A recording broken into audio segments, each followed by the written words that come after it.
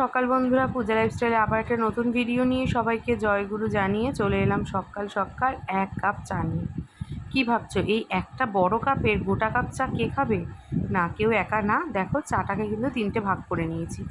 আজকে হলো সানডে, তো সকালবেলা 3জনেই চা খাবো, সেই জন্য চাটাকে প্রথমে একটা কাপেই ঢেলে নিয়েছি। কারণ আমার রয়েছে সেই ঐতিহ্যবাহী ছাঁকনি, যে ছাঁকনি দিয়ে চা ছেঁকতে গেলে পড়েই যায় অর্ধেক।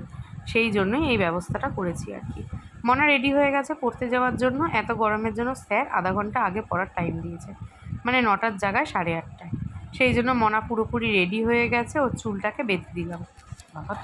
মনাকে পুরোপুরি রেডি করে গুছিয়ে দিয়ে এবার বসেছি একটু চা খেতে। চা খেতে খেতে 3জনে মিলে একটু গল্প করে নিলাম। এই গরমে কিচ্ছু ইচ্ছা করছে না, মনে হচ্ছে এরকম করে চুপ করে ফ্যানের নিচে বসে থাকি, এরকম মনে হচ্ছে। মনা রেডি বসে আছে, করতে যাবে। আর গণেশ গেছে গাড়ি বার করতে। গণেশ আমি চুল আঁচড়াবো, স্নান করে চুলই আঁচড়াতে সময় পাইনি। চায়ের কাপ প্লেট ধোবো, আলনা জামা কাপড় গোছাবো, আরও কত কাজ। জলের বোতল একটাও খালি ভরা নেই, সব জলের বোতল ভরবো। সব থেকে আগে এখন চেয়ারে জামা কাপড় কটাকে গোছাবো। ভীষণই আলনা জামা কাপড়টা গুছিয়েছি, আর তার আগে চুলটাকে আসতে বাইরে বেরাবো না ঠিকই, কিন্তু ঘরেও যা তাপ, আর রান্নাবান্না করবো, তাই ভাবলাম সানস্ক্রিনটাকে মেখে নিই।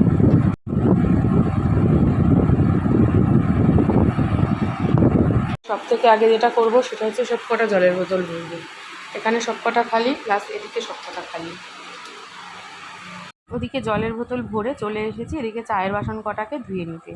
চায়ের বাসন যেহেতু রোজই ইউজ হয়, তো রোজ আর মাজি না, কোনো এক দিন মেজে নিই, আর প্রায় দিনই ধুয়ে রেখে দিই।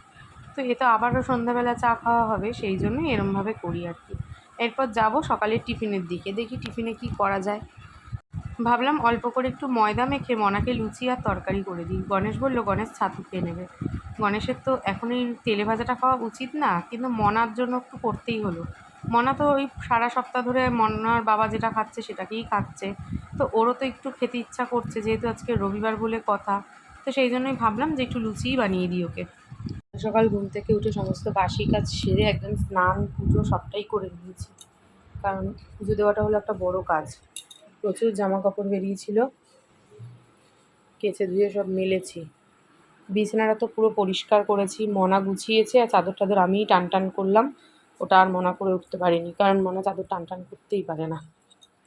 বসিয়েছি হলো তরকারিটা, টিফিনে যে তরকারিটা খাওয়া হবে সেই তরকারিটাকে বসিয়েছি, আস্তে আস্তে হতে থাক। মনাকে দিয়ে এসে গেল হলো বাজারে, আর আমি এই ঘরে বসে এখন ভিডিওগুলোকে সব আপলোড দিচ্ছি। পারছি না, ওই ঘরে রান্না করছি, কি মারাত্মক গরম, তাই এই ঘরে এসে বসেছি। বসে ওই ঘরে রান্না হচ্ছে, তো গ্যাসটা জ্বললে কি হয় যে তাপটা, তখন ফ্যান চালালে আরও বেশি তাপ হয়ে যায় ওই ঘরটায়। সেই জন্য এই ঘরটায় এসে এখন ভিডিওগুলোকে সব আপলোড দিচ্ছি। তো তরকারিটা আস্তে আস্তে হতে থাক, ওটাকে নামাবো। গণেশ আসলে বাজারগুলোকে গুছাবো, যত তাড়াতাড়ি পারবো রান্নাঘর থেকে ছুটি নেবো।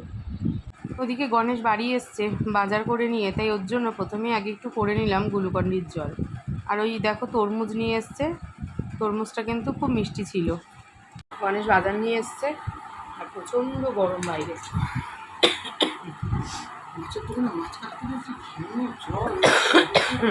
গণেশ টিফিন খেয়েছে, আর আমিও টিফিন খেয়ে নিচ্ছি। মনা আসলে তারপর মনাকে দেবো, কারণ আমি এখন বাজার গোছাতে বসবো। আর এই এতগুলোর জন্য, মানে 3জনের টিফিন যদি বাকি থাকে তখন সব তারা লাগবে। মনা স্নান করেনি, না এখনই খেয়ে যাওয়া, 15 হোক, গণেশ মেয়েকে আনতে যাবে। বসেছি সমস্ত সবজি কাটতে।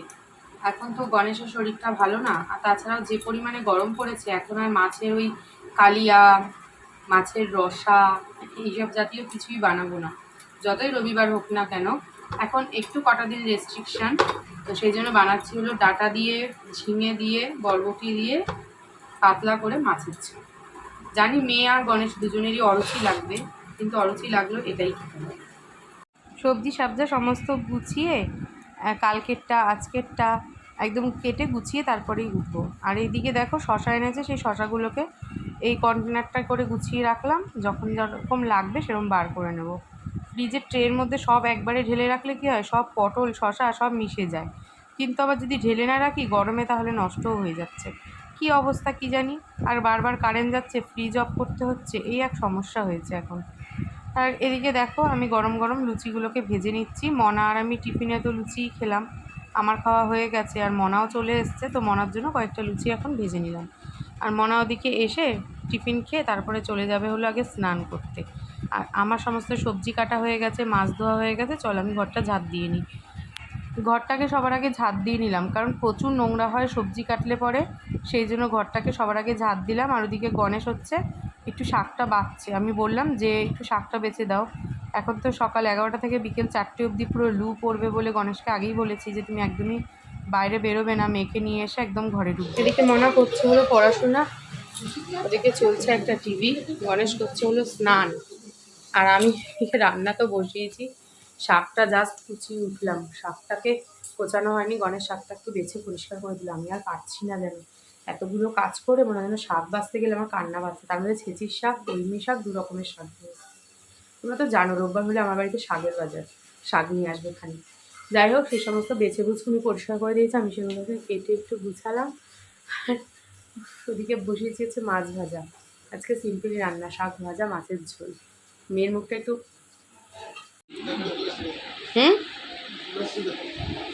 ধুতে হবে, তারপরে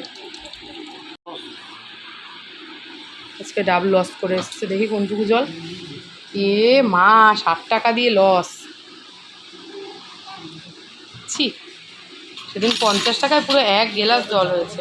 রান্নাবান্না কমপ্লিট, ওদিকে আমার কন্যার খাওয়া দাওয়া অর্ধেক কমপ্লিট, খেতে পাচ্ছে না, এত ঠান্ডা লাগিয়েছে। এবার যে কোনো মুখে স্বাদ নেই, বন্ধ করতে তুমি বলো ঝাঁজ লাগছে, মুখে কোনো স্বাদবোধ নেই।